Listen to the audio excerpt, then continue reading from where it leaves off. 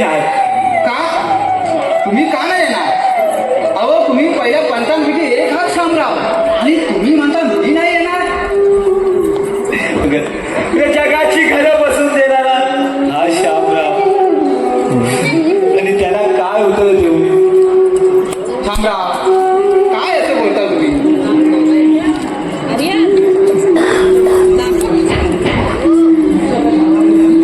मी माझं घर सांगू शकलो नाही जयरामराव. ती दुसऱ्यांना घडू मिळून राज सांगणारी भाषा माझ्या तोंडी चांगली वाटेल का? कोण म्हणते असं? अहो शामराव, अहो तुम्ही तर तुमचा घर सावरचा छान प्रयत्न केला. तर मध्यंतच वागणं तुम्ही जर मनावर घेतला असता तर हिस्सा नकार असा मात्र वाट टोकाला गेला असता. पण ते तुम्ही जायचं जे आहे ते मुलांचं उद्या द्यायचं ते तुम्ही आजच दिलं. फक्त पोराने देण्याचा आनंद घेऊन घेतला ह्याचाच तुम्हाला वाईट वाटतं. धैर्या काही काळजी करू नका, ते ही सुद्धा त्यांना करून येईल. जयरामराव खरं मी नाही येणार मीटिंगला. अहो मीटिंग संध्याकाळी आहे. आता मी माझ्या घरी चला म्हणतोय. अहो आमच्या सरकारांची चहा आणि तो आपला गप्पा मारायचा चौतरा हे दोघेही वाट पाहत आहे. चला जाऊ चला. ठीक आहे चला. चला. चला. चला.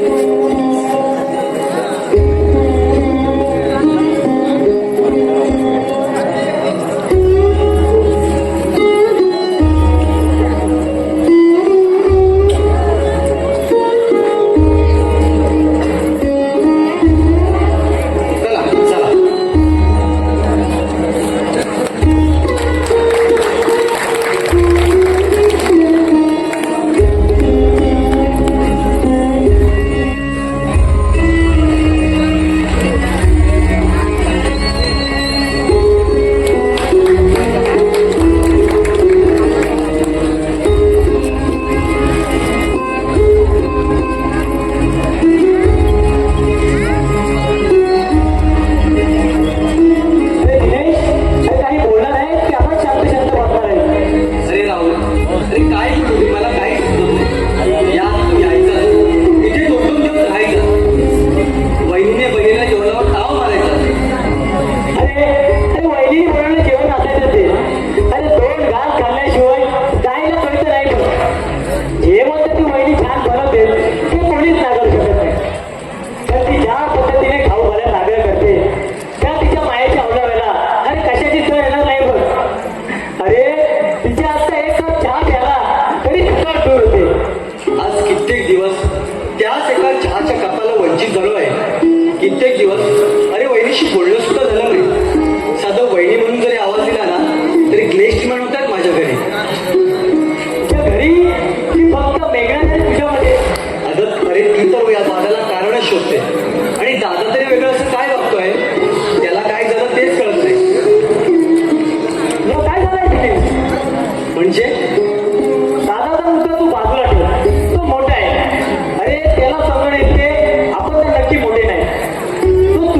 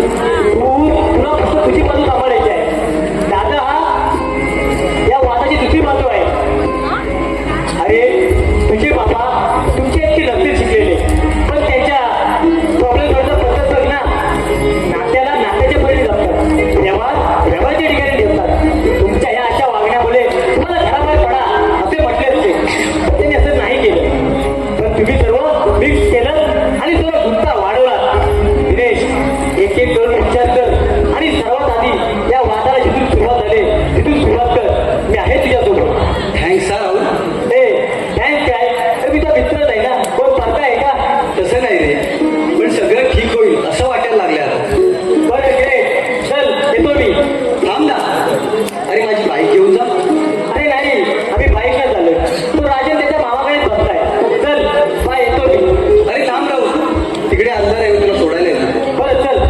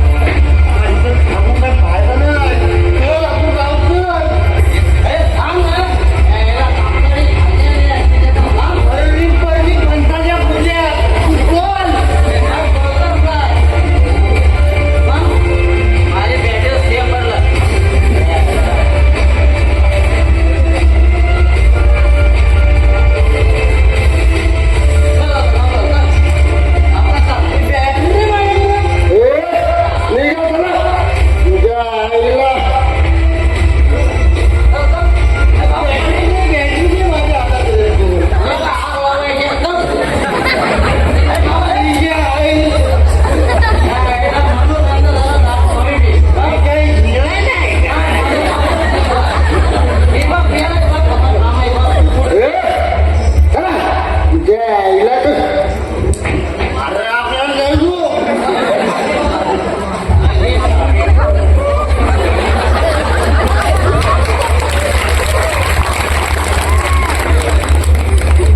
मीरा अगं मीरा बाहेर ये. तुला काय म्हणतो मी बाहेर ये. अहो हे काय पिऊन आलाय तुम्ही इकडे या. हो काय नवीन नाटक चालू केलंय तुम्ही. हो आई आज झोपलेले त्यांच्यासमोर बडबड करताय तुम्ही. काही कळतं की नाही तुम्हाला. नाही मला काही कळत नाही. मी मूर्ख आहे ना. तुम्ही सगळं सांगा. 8 दिवस आणि त्याची बायको तर अतिच चालू. हो काय बोलताय की त्यांना कशाला बोलताय तुम्ही. का तुला त्रास व्हायला लागला? तुला त्रास व्हायला लागला का? अहो आरडाओरडा का करताय. का गावगोळा करायचंय का. हो हो कळून असते गावाला. या सांगलो आमच्या घरात तमाशा चालला आहे तो या पाहायला. नाहीतरी माझा घेता येत ना तर या मग सांगलो या. काय झाल्याचं का वागताय तुम्ही.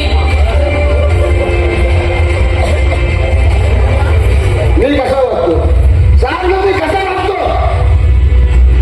आराम कोण दादा अरे काय चाललंय तुझं. हे तू अंतमध्ये बनू नकोस. तुला इकडे काहीच संबंध नाही. सगळं तुझं ठरव. हे मी ठरवणार. फक्त मी सांग तू आहेस कोण.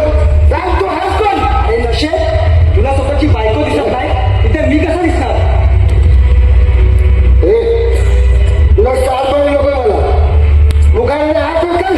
ए दिनेश तू आज चल असल्या बेवड्याच्या नादाला काय लागतोस. मेघना बेवडा कोणाला बोलली रे.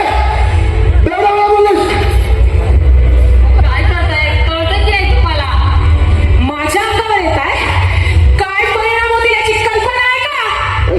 अगं मेघना तुला आता बोलायला सवय का. तिथे काय परिस्थिती आहे. कशाला तू आधीच काय टाकून वाढवण्याचा प्रयत्न करतेस. हो ना मग तुझ्या या बेवड्या नवऱ्याची फालतूगिरी आहे ना तूच ऐकून घे. हो मीच ऐकून घेईन. तुम्हाला कोणी सांगितलंय मध्ये पडायला. वेगळे झाला की तुम्ही. मग जाण्या स्वतःचा संसार सांभाळा. पाहिलं दिनेश. मेहरबानी करा आणि जाय कोण. हो जातो मी. काय धिंगाणा घालायचा ना तो घाला. मेघना नाही तुला गप्पाला सांगितलं कळत नाही. नाही हा मुली दिला इथं. तुला देणारच पाहिजे ना. अगं तूच कारणीभूत आहेस या गोष्टीला. तुझ्या मुलं तर घरात वाद चालले. काय काय म्हणाला. माझ्यामुळे वाद होताय. अरे दिनेश ऐकून जा काय बोलताय ते. मग काय करू. हा ऐकण्याच्या अवस्थेत आहे का. म्हणून आपण असं ऐकून घ्यायचं. दिनेश मी आता इथे क्षण सुद्धा राहणार नाहीये. अरे मग जा ना. अरे बायको बापसाच्या बंगल्यात तिकडे जाऊन जा आणि ह्याला पण घेऊन जा. निघ चल. बायकोचा बहीण बस झालं दादा आता तू हद्दपार करायला लागलाय. मग काय करशील.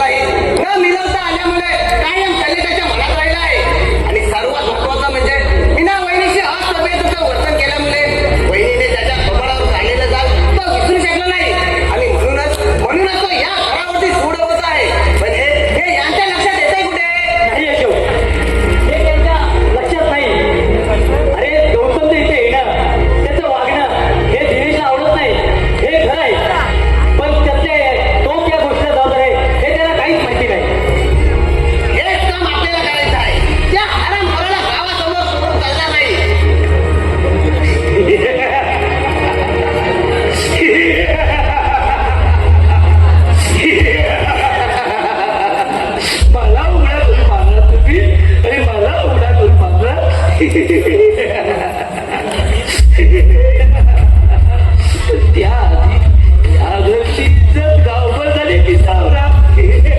बरं झालं तू इथे आता आलास. नाहीतर आता तुला भेटायला येणारच होतो. भेटायला की गाठायला प्रयत्न पण करू नका. हाताला लागायचं नाही की तुमच्या. राम आहे का तुझा? ही चिठ्ठीच्या माणसाचा शेवट हा शेवट चांगला नसतो आणि तो लवकर येतो. अच्छा म्हणजे पूर्ण तयारी शिवता लागतं.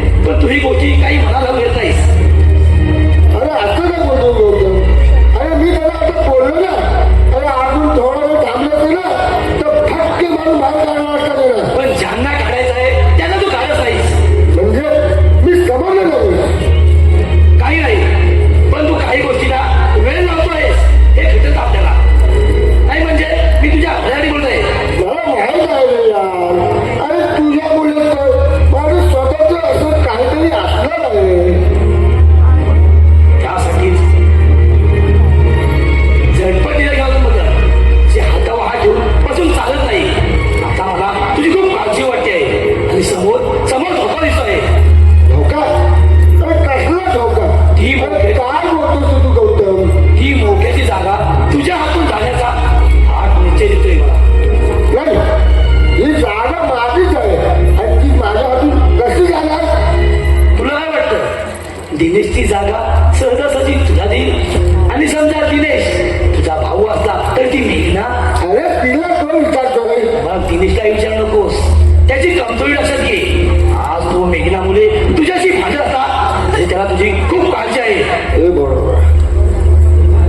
हे आणि समजा उद्या तुला मरण ओढवलं तर दिनेश. नाही बोलतात. अरे यार, असं काय बोलू नको रे.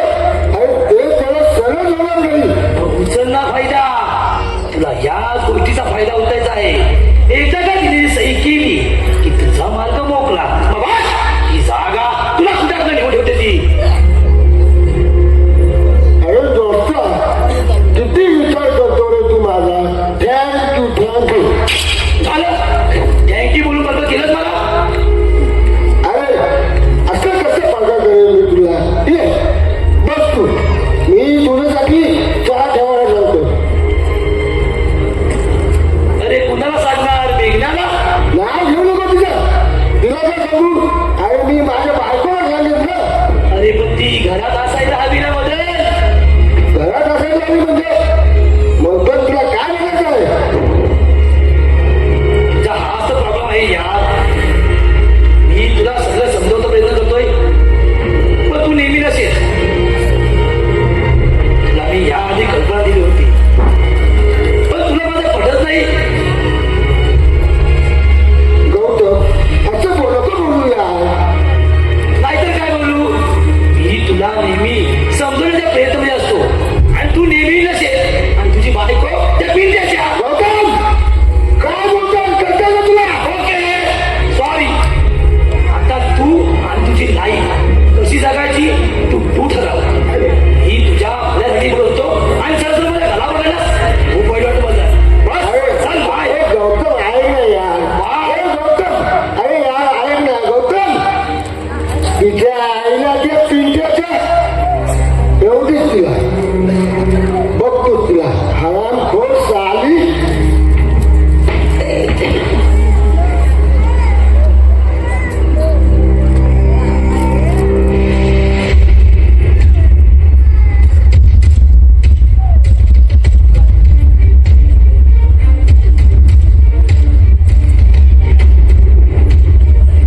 थांब ना.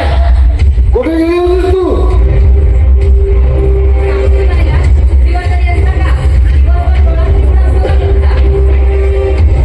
साली, मला धोका देतेस? हरामखोर. खबरदार खबरदार माझ्या अंगाला हात लावतात. मग काय करशील? चल, काय करशील? त्या भांगड्या पिंट्याबरोबर निर्वाह जाते आणि वन उभा ठेवते. हरामखोर. तुझ्या पोटात त्या भांगड्या पिंट्याचं पाप आहे ना?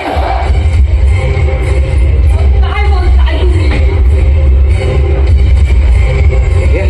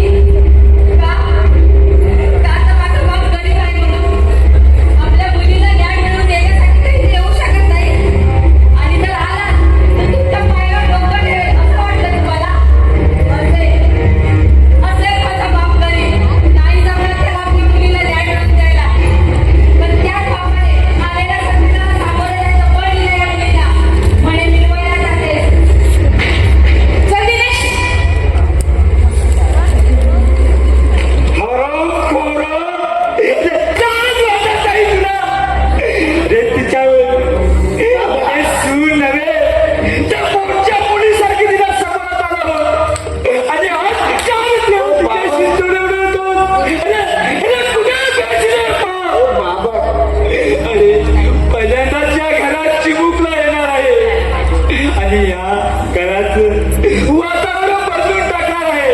या कल्पनेने आम्ही भारावून गेलो होतो.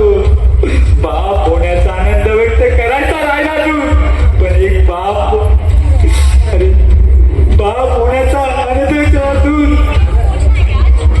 बाबा तो बाबा बाबा काय तुला बाबा राहू दे बाबा. अहो अहो नका ना मारू त्याला. काय केलं त्याने एवढं? कशाला त्याला एवढा मारता आहात? अहो नका, मला खूप त्रास होतोय. मला आणखी नाही बघायचंय. नका मारू तुम्ही त्याला, नका मारू. आई आई तुमच्यामुळे 8 दिवस पाहायला मिळाले. तुमच्यामुळे 8 दिवस पाहायला मिळाले. सावित्री सावित्री सावित्री आई शाळेला